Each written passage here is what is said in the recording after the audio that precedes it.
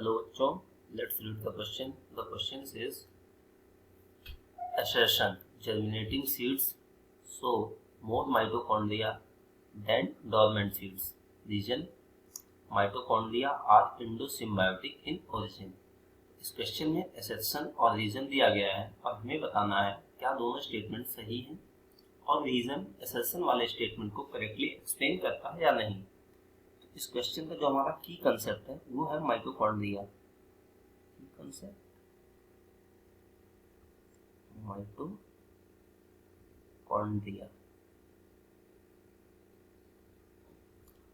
Mitochondria जो है ये एक सेल ऑर्गेनेल है।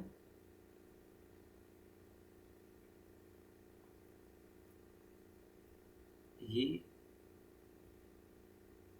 डबल मेम्ब्रेन होता है।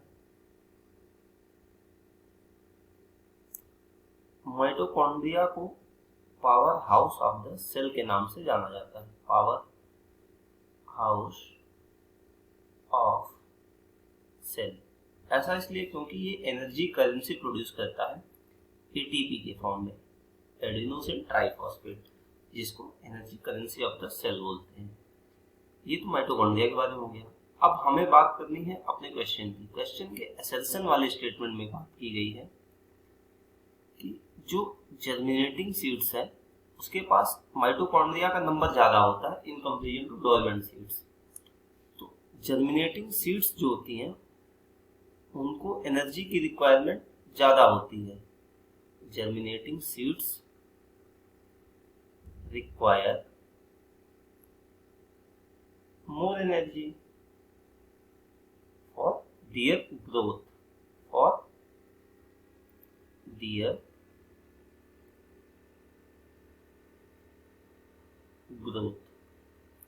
than dormant seed। तो जब इनको एनर्जी की रिक्वायरमेंट ज्यादा है तो ऑब्वियसली इनके पास माइटोकॉन्ड्रिया का नंबर ज्यादा होगा। तो ये स्टेटमेंट हमारा करेक्ट है। और रीजन वाले स्टेटमेंट में दिया गया है कि माइटोकॉन्ड्रिया का जो ओरिजिन है वो इंडोसिम्बायोटिक है। इंडोसिम्बायोटिक इन ओरिजिन। इसका मतलब जो हमारा माइटोकॉन्ड्रिया है वो प्रोकैरियोटिक सेल्स में किसी और फॉर्म में था। माइटोकॉन्ड्रिया प्रोकैरियोटिक सेल में किसी और फॉर्म में था, या प्रोकैरियोटिक या बैक्टीरिया में किसी और फॉर्म में था। ये इवॉल्व हुआ है और इवॉल्व होने के बाद एज ए माइटोकॉन्ड्रिया आया है किसमें, यूकैरियोटिक सेल्स में। तो ये स्टेटमेंट दिखा है, ये स्टेटमेंट भी हमारा 100% करेक्ट है। मतलब रीजन वाला स्टेटमेंट भी 100% करेक्ट है। लेकिन ये रीजन वाला स्टेटमेंट जो है असर्शन वाले स्टेटमेंट को एक्सप्लेन नहीं कर रहा है।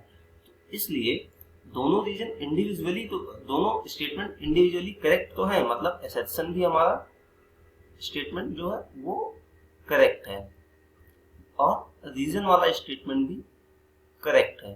बट रीजन वाला स्टेटमेंट असर्शन वाले स्टेटमेंट को करेक्टली एक्सप्लेन नहीं करता। तो इसलिए इस क्वेश्चन का जो फाइनल आंसर होगा वो ऑप्शन बी होगा। Both assertion and reason are true but reason is not the correct explanation of assertion. इस क्वेश्चन का जो फाइनल आंसर है वो ऑप्शन बी है। I hope you understand it well. Good luck.